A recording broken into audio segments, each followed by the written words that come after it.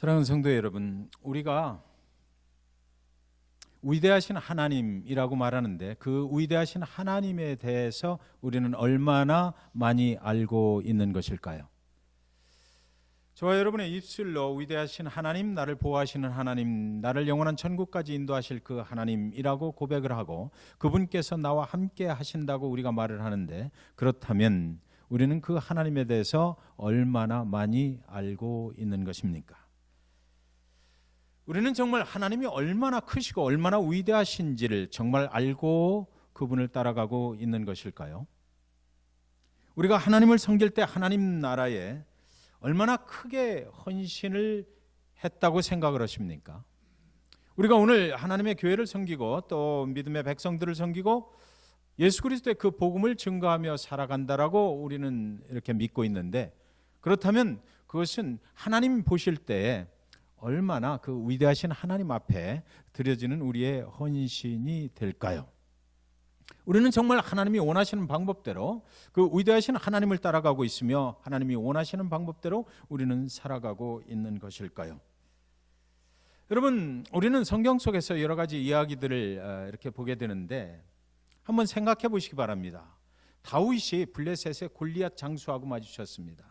그래서 그 골리앗 거대한 장수를 무너뜨리려고 달려나갈 때 그 다윗이 어린 나이에 휙휙휙 휘파람을 불면서 신나서 나갔을까요? 그 순간 그 다윗의 마음이 얼마나 긴장되고 얼마나 두려웠을까 우리는 가히 짐작할 수가 있는 것입니다.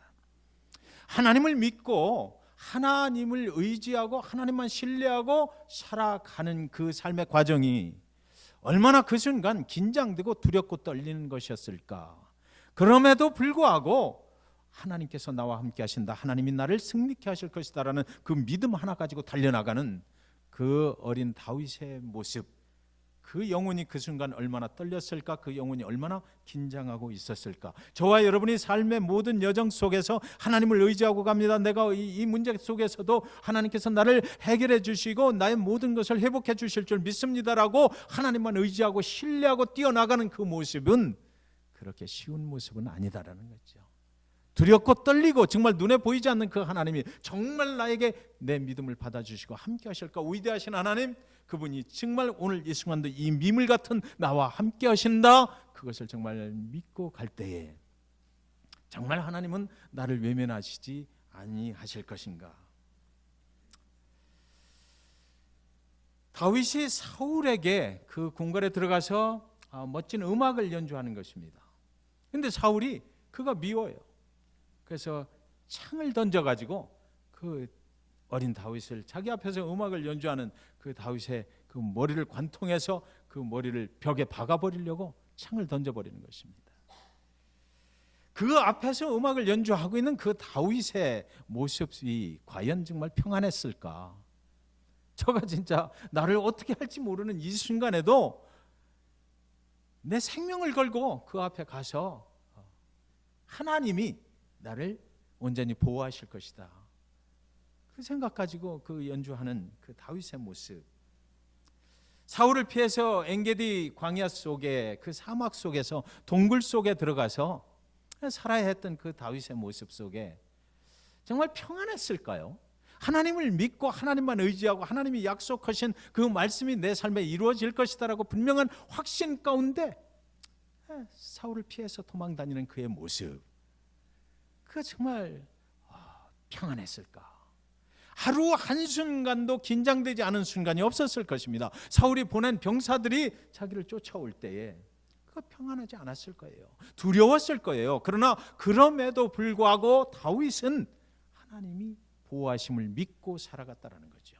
저와 여러분의 인생 속에서 하나님을 믿는 것은 바로 이런 것이다라는 것입니다. 이 세상의 죄악이 관영한 가운데서 하나님의 약속이 나에게 임할 것이다, 하나님은 결코 나를 외면치 않을 것이다 라고 믿고 살아가는 저와 여러분의 믿음의 순간들, 그 순간들은 긴장의 연속이고 두려움의 연속이라는 것입니다. 그럼에도 불구하고 우리가 기도할 때에 그 긴장과 두려움 속에서 기도하면 하나님께서 나의 기도를 들어주신다고 믿을 수 있는 것, 그것이 바로 믿음인 거예요. 네. 그래서 하나님께서 그 믿음을 보시고 기도를 들으시고 응답해 주신다라는 것입니다. 하나님은 절대로 우리를 외면치 아니하시는 분. 네. 그래서 그 믿음 가지고 다윗이 드디어 하나님이 약속하셨던 그 이스라엘의 왕좌에 오르게 됐어요. 왕이 된 것입니다. 주변에 있었던 모든 적국들을 물리쳐 버렸어요. 그래서 이제는 아주 평안하게 이스라엘의 왕으로 등극을 하고 아주 좋은 환경 속에서 이제 살아가게 됐던 것입니다. 화려한 백향목으로 지은 왕궁 속에서 그가 살아가는 거예요. 그때 상황을 성경에는 어떻게 기록했냐면 7장 1절에 이렇게 기록해 놓고 있습니다. 여호와께서 주위의 모든 원수를 무찌르사 왕으로 궁에 평안히 살게 하신 때에 이랬습니다. 여러분, 싸움을 하기는 다윗과 그의 군사들이 싸웠거든요. 전쟁터에 나가서 생명을 걸고 싸운 사람들은 바로 다윗과 그의 군사들이에요. 블레셋이 이제 더 이상 이스라엘을 침공하지 못하게 완전하게 그 승리를 거뒀던 것입니다. 그런데 오늘 그를 백향목 왕궁에 살게 하신 분이 또 모든 블레셋으로부터 모든 외적으로부터 그들을 물리쳐 주시고 승리를 안겨 주신 분이 너희가 아니고 너 다윗이 아니고 누구다? 여호와다라고 하나님이 말씀하시는 거예요. 저와 여러분이 삶을 살아가다가 이제는 이만큼 살게 됐다. 이만큼 나는 이제 축복된 삶을 살게 됐다. 이젠 편안해졌다라고 하실 때 누가 찾아와요? 여호와께서 찾아오셔서 그거 내가 한 거야. 웃기지 마. 내가 한 거야 말씀하시는 것입니다. 내가 처음부터 끝까지 그에 대한 계획을 너에 대한 계획을 가지고 있었고 네가 힘들고 어려울 때 내가 찾아가서 고쳐줬고 내가 이제 찾아가서 너를 일으켜 세워주시고 내 손을 들어주었고 너를 붙잡아서 여기까지 오게 한 거야. 감히 내가 한 일을 내가 했다라고 하면 안 되지라고 말씀하시는 거예요. 주위의 모든 환경을 다윗이 그렇게 될 수밖에 없도록 만들어준 사람이 바로 네가 아니고 여호와 나다라고 말씀하시는 것입니다. 많은 사람들은 이렇게 살만해지고 성공하고 가질 만큼 가지고 세상적으로 이제 부러울 것 없고 자식들도 다 훌륭하게 키워놓았고 그때 생각하는 것이 아주 명예로운 은퇴 아닙니까? 자, 이제 나도 할 만큼 했다. 은퇴를 해서 남은 평생 좀 내가 원하던 그런 삶을 좀 살아야 되겠다. 은퇴 후에는 어디로 갈 것인가? 젊은 날에 눈코 뜰 새 없이 고생을 했으니까 이때 은퇴하고 저 따뜻한 플로리다 잭슨빌에 내려가서 남은 평생 골프도 하고 아주 여유 있는 삶을 좀 살아봤으면 좋겠다.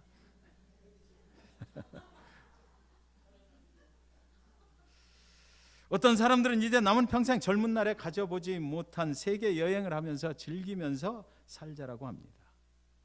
어떤 사람은 또 이제 남은 평생 내가 한국 사람이니까 한국에 가서 또 이중 국적도 획득을 하고 그래서 한국에 가서 몇 달 살다가 또 미국에 와서 몇 달 살고 이렇게 좀 즐기면서 살았으면 좋겠다. 저것은 2018년도에 나온 통계 자료입니다. 미국에서 가장 은퇴자들이 살기 좋은 주가 바로 플로리다입니다. 저렴한 생활비, 생활의 질이 여긴 또 보장이 된다네요. 여기 수준 높은 인생의 질을 즐기시는 분들이 지금 잭슨빌 중앙침례교회에 예배하고 있는 것입니다. 할렐루야, 할렐루야. 미국에서 첫 번째로 그것도요. 근데 의료 시스템이 그때 당시에는 20위로 나왔어요. 그럼에도 불구하고 플로리다가 전체 순위에서 1위를 차지한 것입니다. 저렴한 생활비, 좋은 의료 혜택, 그리고 여가를 즐길 수 있는 시설 등 우리는 이제 살만해지고 은퇴할 나이가 되면 이런 것들을 추구를 하는 것이죠. 다윗도 원하는 모든 것을 이루었다라고 7장 1절에 그렇게 말했지 않습니까? 그가 왕이 됐어요. 이스라엘의 왕이 됐고 이스라엘을 통일 국가로 만들어 버렸습니다. 그런데 이때 다윗은 많은 사람들과 같이 플로리다로 갈 생각을 안 했다는 것이에요. 성경은 그걸 말하고 있는 것입니다. 다윗은 플로리다로 가야 되겠다. 이제는 정말 내가 편안하게 생활을 해야 되겠다라고 생각하지 아니하고 7장 2절에 보시면 왕이 선지자 나단에게 이르되 볼지어다 나는 백향목 궁에 살거늘 하나님의 교회는 휘장 가운데 있도다. 다윗은 그때 하나님을 생각했다는 것입니다. 자신은 백향목으로 지은 이런 화려한 궁궐에 살고 있는데 당신의 하나님은 텐트로 만든 그곳에서 계시다라고 생각을 하니까 내 마음이 아프다라는 것입니다. 하나님께서 그렇게 계시면 안 되지 않는가? 나는 이렇게 하나님보다 더 잘 살아도 되나? 나는 하나님은 저렇게 비천한 곳에 계신데 나는 이렇게 화려한 곳에서 마음껏 즐기면서 살아도 되나? 내가 하나님보다 더 좋은 그런 집에 살아도 되는 것인가? 이렇게 미안한 마음을 하나님께 갖게 되었다라고 성경은 기록하고 있는 것이에요. 그렇게 마음속으로 생각을 했다라는 것입니다. 그 마음을 하나님의 선지자 나단에게 이렇게 살짝 털어놓았던 것이에요. 하나님, 정말 미안한데요, 내가 이렇게 즐기면서 편안하게 살아도 되는 것입니까? 내 마음이 하나님 때문에 편치를 못합니다라는 것이죠. 그랬더니 나단 선지자가 말하기를 7장 3절에 나단이 왕께 아뢰되 여호와께서 왕과 함께 계시니 마음에 있는 모든 것을 행하소서 하니라. 자, 이 말이 무슨 말인고 하면 나단 선지자가 그동안 하나님께서 다윗에게 베풀어 주신 그 일을 다 보았다. 내가 보니까 하나님께서 너를 축복하신다. 하나님이 너를 붙잡고 계시고 왕이시여 하나님이 당신과 함께 하셔서 이만큼 됐고 또 앞으로도 하나님이 붙잡아 주실 것이니까 하나님은 절대로 당신이 하는 일에 브레이크를 걸지 않을 것이다. 하나님이 당신을 축복할 계획을 이미 가지고 계시기 때문에 당신이 하고 싶은 대로 해도 하나님은 절대로 당신에게 브레이크를 걸지 아니하실 것이다라는 것입니다. 하나님이 절대로 당신의 앞날에 외면하시거나 절대로 당신을 무시하지 아니하실 것이다. 다윗이 정말 하나님을 기쁘시게 하는 그런 사람입니다라는 거죠. 당신은 하나님께 인정받은 사람입니다. 그러니까 마음대로 앞으로 해도 하나님께서 절대 당신의 인생에 태클을 걸지 아니하실 것입니다라는 거예요. 그런데 이렇게 이제 다윗과 나단 선지자 간에 쏘곤쏘곤 거리는 이런 이야기가 있었던 그날 밤에 하나님께서 나단 선지자를 콜을 하십니다. 다윗이 하나님을 향한 마음이 그렇게 간절할 때 응급 상황이 터져버리는 거예요. 7장 4절을 보시면 그 밤에 여호와의 말씀이 나단에게 임하여 이르시되 둘이서 만나서 하나님, 나는 이렇게 백향목 궁궐에 있는데 하나님은 저기 계시니 내 마음이 좀 아파요. 그러니까 나단 선지자가 그래, 그 마음 충분히 이해한다. 그러나 하나님이 너와 함께 하시니까 절대 문제없어. 네 인생 마음껏 밀어붙여. 너는 앞으로 이 왕이 됐고 이제는 하나님의 능력을 등에 지고 내가 마음껏 할 수 있어. 네가 하고 싶으면 해 라고, 그것이 하나님 기뻐하시는 것일 거야 라고 얘기했을 때 그 밤에 하나님께서 이거 그냥 두면 안 되겠네요. 그날을 넘기지 않고 그 밤에 나단 선지자를 찾아오셔서 하나님께서 말씀을 하신다 이거죠.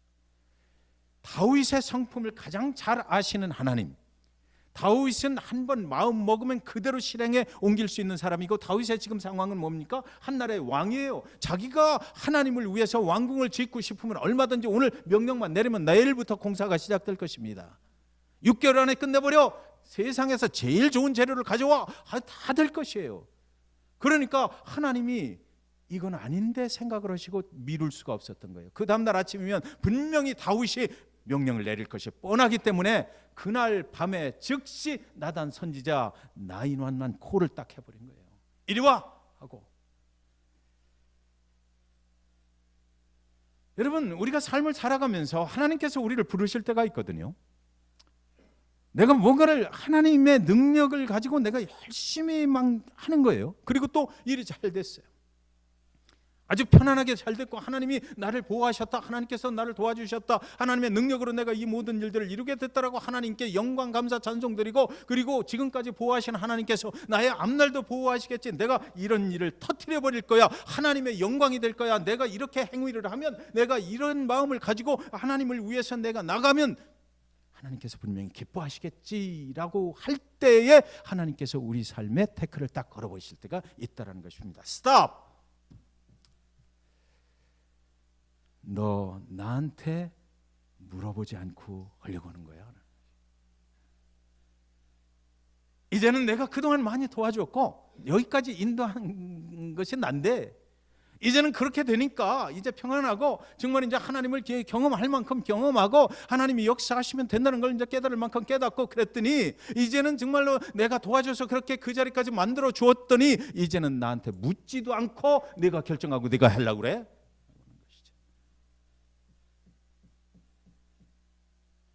그래서 7장 5절에 보시면 가서 내 종 다윗에게 말하기를 여호와께서 이와 같이 말씀하시되 네가 나를 위하여 내가 살 집을 건축하겠느냐라고 말해라 그래요. 그러니까 이 음성이 지금 이 말씀이 가서 내 종 다윗에게 네가 그렇게 말을 하라는 건데 제가 이 말씀을 몇 번 읽어봤어요. 읽으면서 생각을 해보니까 하나님이 뭐라고 하시는 거냐면 지금 다윗 이제는 네가 나를 위해서 내 살집을 건축을 하겠다고? 웃기네. 이게 도대체 말도 안 되는 짓을 하려고 하는 거 아니야?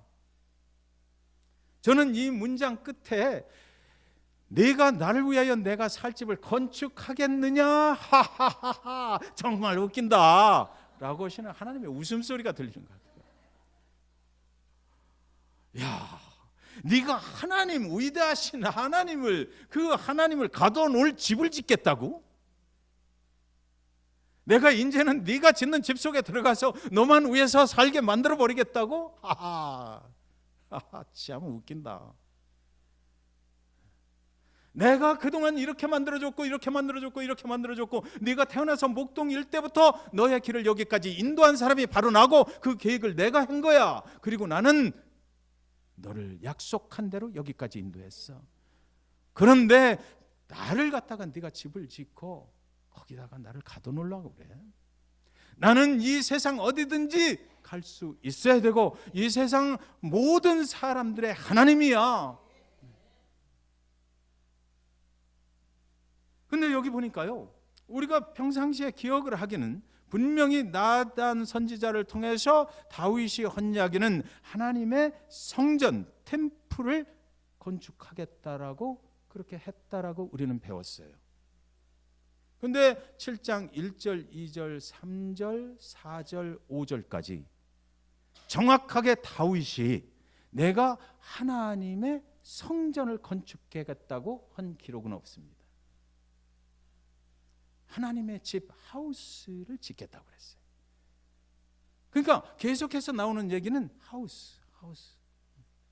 그래서 하나님이 거하실 곳을 내가 마련해보고 싶은 그런 마음이 내 속에 있다 그랬거든요. 그래서 나는 하나님의 집을 내가 건축하겠다, 성전을 건축하겠다, 이걸 분명히 밝힌 것이 아니고 나단 선지자에게 살짝 내가 살고 있는 것과 하나님이 거하시는 곳을 비교를 해보니까 내 마음이 아프다라고만 운을 띄웠던 거예요. 그런데 하나님께서 그 다윗의 마음을 속속들이 알고 계시다라는 거죠. 저와 여러분이 겉으로 표현 안 해도 하나님을 향한 마음이 무엇인가를 하나님은 이미 알고 계시다라는 것입니다. 저놈이 과연 무엇을 하려고 그러나 하나님께서 보시는 거예요. 그 다음 스텝 무엇을 할 것인가? 하나님께서 유심히 다윗을 보았더니 그 마음 속에 나단 선지자가 허락을 하고 그리고 나서 그것이 옳은 하나님을 기뻐하시는 일이라는 분명한 확신만 있으면 나는 내일부터 하나님의 집을 지어야 되겠다라는 생각을 다윗의 마음 속에 그 영혼 속에 있는 것을 하나님이 딱 집어내셨다라는 것입니다. 저와 여러분이 하나님을 향해서 나아갈 때, 우리 교회가 하나님을 향해서 나아갈 때 무엇을 계획하고 계십니까? 하나님한테 물어보지 않고 그대로 우리가 이것은 하나님이 기뻐하실 거야, 내가 이렇게 행위를 하면, 이렇게 선한 행동을 하면, 이렇게 하나님께 드리면 하나님이 기뻐하시겠지, 하나님께 물어보지도 않고 그대로 하려고 하는 그 마음속의 계획을 하나님께서 언젠가는 부셔버릴 수도 있다라는 것입니다. 내 마음대로 결정하는 거, 그 위대하신 하나님을 우리가 알면 얼마나 알고, 그분이 나를 향해서, 내 가정을 향해서, 내 자녀들 향해서 그 향하신 그 계획과 설계도를 내가 알면 얼마나 안다고, 그 하나님의 비위를 맞추기 위해서 내가 먼저 이렇게 하면 하나님 좋아하시겠지라고 생각할 수 있느냐라고 하나님이 저와 여러분에게 물으시는 거예요. 그러니까 모든 일을 할 때에 나의 삶을 여기까지 인도해 오신 그 하나님께 물어봐라라는 거죠.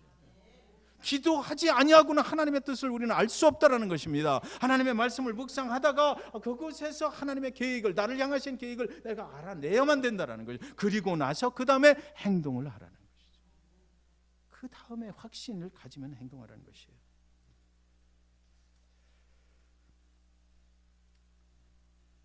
절대로 다윗은 그 은혜에, 하나님께서 여기까지 인도하신 그 은혜에 보답하기 위해서라고 생각을 했겠지만 하나님이 원하시는 것은 그거 필요 없다라는 것입니다. 저와 여러분이 삶을 살아가요, 이민자의 삶을 살면서 얼마나 어려우십니까? 때때로 힘든 여러 가지 과정들, 어떤 분하고 이렇게 식사하면서 들으니까 참 그 인생의 길이 정말 우리 험난한 길을 헤쳐가는 거예요. 그때마다 하나님이 잡아주셨고 그 길을 인도하신 거죠. 어쩌면 그런 생각이 들더라고요. 우리가, 하나님이 우리를 만드셨고 하나님의 형상대로 만드셨다고 그러고, 하나님이 우리를 창조하실 때 우리 안에 우리의 그 재능을 주셨잖아요. 다 틀리지만 그러나 그거를 초월해서 살아가는 분들이 이 이민자들이 아닌가 싶어요. 없는 재능도 억지로 만들어내 갖고 따로는 막 살아야 되는 거 아니에요? 뭐 재봉틀을 배웠어요? 타고났어요? 아니잖아요. 해야 되는 거야. 저도 뭐 유학 가고 청소해봤어요? 해야 되는 거야. 그러면서 그때마다 하나님이 새롭게 우리를 빚으시는 거죠. 온전히 하나님만 의지하면 살 수 있다. 온전히 하나님께만 의지해라. 하나님만 신뢰해라. 그래서 우리는 한 고비 한 고비를 넘어가는 거예요. 그런데 이제 어느 정도 안정이 됐을 때 우리가 생각하기를, 나를 여기까지 인도하신 하나님 감사합니다. 그래서 내가 이제 그 은혜에 보답하기 위해서 하나님을 향해서 내가 아름다운 성전을 내가 하나 지어버릴게요. 하나님을 향해서 내가 아름다운 교육관을 하나 지어버릴게요. 하나님 걱정하지 마세요. 나한테 돈이 있어요. 하나님이 그동안 주신 거 있어요. 그걸 가지고 하나님께 헌신하겠습니다 라고 하나님께 물어보지도 않고 나아가려 할 때 하나님께서 그 왼발을 탁 걸어버리신다는 것이에요. 사랑하는 여러분, 하나님께 물어보지 않은 계획은 우리 자신의 계획일 뿐이에요. 하나님과는 전혀 관계가 없는 거거든요. 그런데 하나님이 스틸 우리를 사랑하신다는 증거가 뭔지 아세요? 그때 우리를 쓰러뜨려 버리는 거죠. 그걸 못하게 만들어 버리는 거예요. 그래서 하나님이 원하시는, 원래 계획했던 대로만 끌고 가시는 거죠. 그 길을 우리는 그래서 하나님께 붙잡힘 받아서 가게 되는 것입니다. 여러분 자신을 향하신 하나님의 계획에 대해서 얼마나 많이 알고 계신가요? 우리의 인생, 내일, 모레 하나님은 어떤 계획을 가지고 계실까? 여러분이 오늘 하나님을 찬양하는 것이 하나님의 계획 안에 들어있는 것일까요? 여러분이 오늘 이곳 잭슨빌 중앙침례교회에서 예배하는 것이 하나님의 계획 안에 들어있는 것일까요? 할렐루야. 은퇴 후에 잭슨빌에 사는 것이 하나님의 계획 가운데 있는 것일까요? 혹시나 우리 중에 몸이 아프신 분 계십니까? 그 병이 낫는 것이 하나님의 뜻일까요? 아니면 그 병이 더욱 악화되는 것이 오늘 당신을 향한 하나님의 계획이실까요? 우리가 도대체 하나님에 대해서 무엇을 알고 있는 것입니까? 우리가 하나님을 안다고 그러는데 도대체 우리는 하나님의 어떤 부분을 얼마만큼 우리는 알고 있는 것이냐고요. 도대체 우리 삶의 이 부분들이 정말로 하나님의 계획 안에 있고 그 하나님을 따라가고 있는가?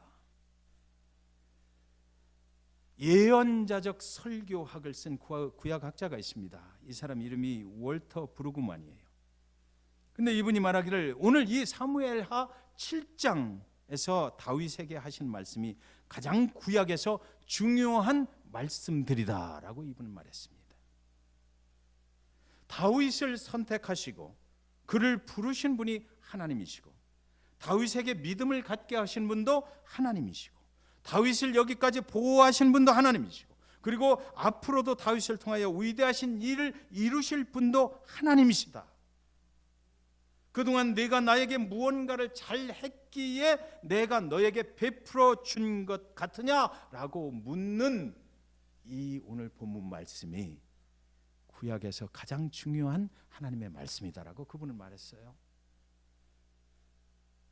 내가 나를 위하여 성전을 지으면 내가 너를 더욱 기뻐하고 잘했다고 더욱 내 인생을 세워줄 것 같으냐라고 묻는 이 하나님의 질문이 구약 성경에서 가장 중요한 말씀이라는 것입니다. 그분이 오늘 저와 여러분에게도 묻는 것이에요. 내가 무엇을 잘하였기에 구원을 얻었느냐? 내가 하나님을 향하여 무엇을 잘하였기에 하나님의 아들 예수가 너를 위해 십자가에 죽었단 말이냐? 사랑하는 남선교회 형제님 여러분, 무엇을 하나님 앞에 잘 하셨기에 오늘 구원을 얻으셨습니까? 여러분이 예수 그리스도 십자가에 죽으실 때에 여러분 무엇을 하셨기에 그 예수가 여러분을 위해서 죽으셨느냐고요. 말도 안 되는 예수 그리스도 그분이 왜 나를 위해서 죽으셨느냐? 내가 무엇을 그분에게 드렸기에, 내가 무엇을 그분을 위해서 행했기에 그분께서 나를 위해서 그 생명을 주셨느냐 이거죠. 우리가 믿는 것은 그거잖아요. 예수 그리스도 그분께서 나의 모든 죄를 사해 주시고 나의 모든 허물을 덮어 주시고 그래서 내 대신 십자가에 죽을 수밖에 없는 나를 대신해서 죽어 주셨다라는 걸 믿고 우리는 구원을 얻었거든요. 그분이 죽음을 이기시고 부활하셔서 그를 믿는 자마다 영원한 생명의 길로, 내가 그래서 그를 믿고 영원한 생명의 길로 간다는 것을 믿고 살잖아요. 그렇다면 그 일을 행하시는 예수 그리스도를 위해서 내가 무엇을 했느냐라고 성경은 저와 여러분에게 묻고 있는 것입니다. 그분이 십자가에 못 박혀 죽을 때 우리가 무엇을 했습니까? 하나님께서 정말 인간이 얼마나 선한 행위를 하여야 구원을 얻을 수 있다라는 가이드라인을 딱 제시를 하시고 그 팔리시 안에 딱 들어와야 구원을 얻는 것이다라고 말씀하셨으면 저와 여러분이 그 가이드라인을 정말 통과할 수가 있었을까요? 천만의 말씀. 저는 제 구원을 위해서 한 것이 아무것도 없어요. 다만 제가 한 일은 예수에 대해서 들은 것입니다. 예수가 온 인류를 위해서 어떻게 딱 그를 믿는 자마다 구원을 얻을 수 있다는 것을 나는 들었어요. 그리고 그가 나를 위해서 죽은 것을 나는 믿었어요. 그거밖에 한 것이 없어요. 그래서 저는 구원을 얻은 거예요. 영원한 천국에 가기 위해서 특별한 금을 드린 적이 없어요.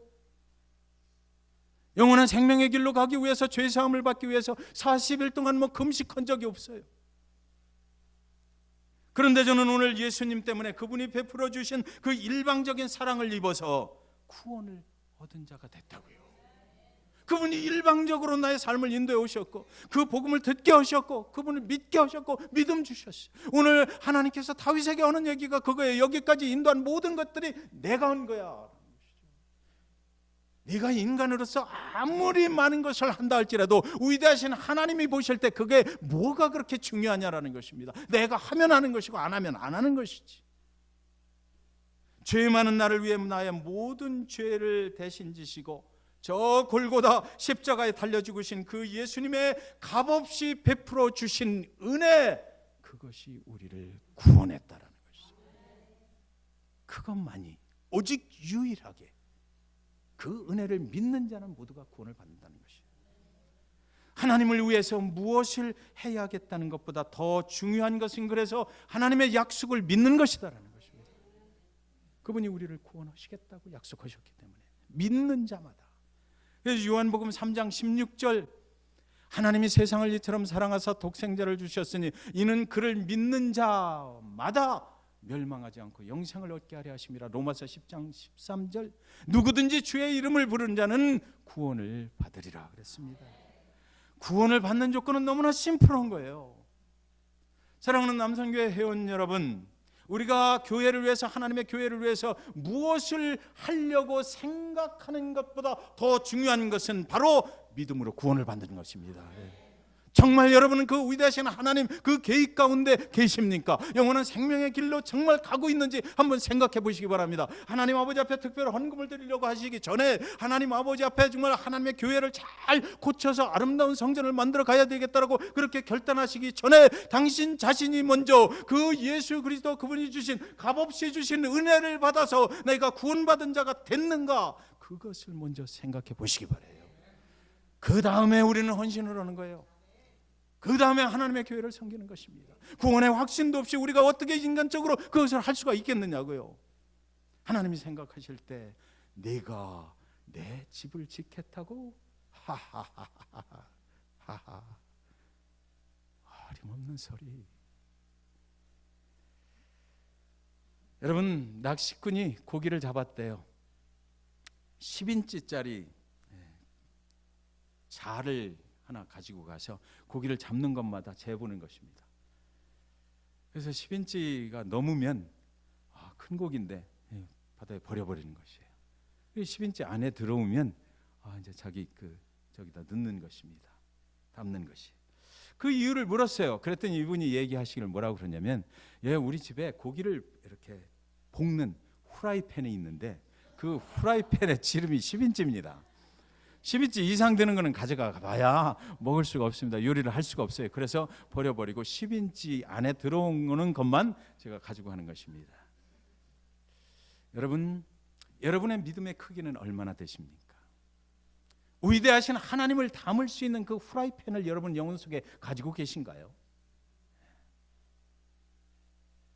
하나님 그분이 역사하실 때 그분의 위대하신 그 역사 속으로 내가 들어가서 그분을 따라갈 수 있는 그런 믿음의 크기를 우리는 우리의 영혼 속에 가지고 있느냐라는 것입니다. 모세가 12명의 정탐꾼을 가나안 땅을 탐지하라고 보냈잖아요. 잘 아시는 이야기입니다. 그 중에 10명은 큰 성읍들을 봤어요. 큰 장수들을 보고 왔어요. 그들 앞에 우리는 메뚜기만도 못하다. 도무지 이길 수 있어 보이지가 않았습니다. 자기들이 현실을 정확하게 보고 온 거예요. 10명이. 우리는 도저히 안 됩니다. 그러나 거기에 2명의 사람들이 또 있었어요. 여호수아와 갈렙. 그 사람들은 정탐꾼들을 거기에 가서 그 사람들이 본 것은 현실을 본 것이 아니라 하나님이 약속하신 말씀을 보았던 거예요. 자, 여기 중요한 이슈가 제기가 됩니다. 10명의 사람들은 현실을 보았고요, 2명의 사람들은 하나님의 약속하심을 보았어요. 그런데 그 뒤에 역사는 누구를 통해서 이루어져요? 하나님이 쓰시는 2사람, 하나님을 바라본 사람들에 의해서 세상의 역사는 쓰여졌다라는 거죠. 잭슨빌 중앙침례교회 사랑하는 남선교회 그리고 모든 성도 여러분, 우리는 하나님을 바라보면 세계의 역사를 쓸 수 있어요. 하나님이 쓰시는 역사에 우리가 들어가서 함께 하나님과 동역하고 이 땅에 정말 주의 복음을 증거하고 충만히 하나님이 계획하신 모든 축복을 받을 수 있는 자들이 된다라는 것을 여러분 믿으시기 바랍니다. 그래서 네 집과 네 나라가 내 앞에서 영원히 보존되고 네 왕위가 영원히 견고하리라. 하나님을 바라보고 살아가는 자들에게 하나님께서 내 삶의 모든 부분들을 내가 영원히 견고하게 지켜주리라. 그래서 다윗의 그 가문에서 누가 나와요? 그 라인에서 예수 그리스도, 그죠? 저와 여러분을 구원하신 예수 그리스도가 거기서 나오는 거예요. 그 일을 누가 하셨다? 다윗이 한 게 아니라 하나님이 계획하시고 하나님이 하셨다는 것이에요. 하나님께서 여러분 모두의 가정과 여러분이 살아가시는 삶의 터전들, 하나님이 약속하신 저 말씀대로 영원히 보존되고 하나님께서 축복하시는 삶이 영원히 견고하게 세워져 나가는 그런 여러분의 삶의 터전들 하나님 안에서 이루어 가시기를 주님의 이름으로 간절히 축원드립니다.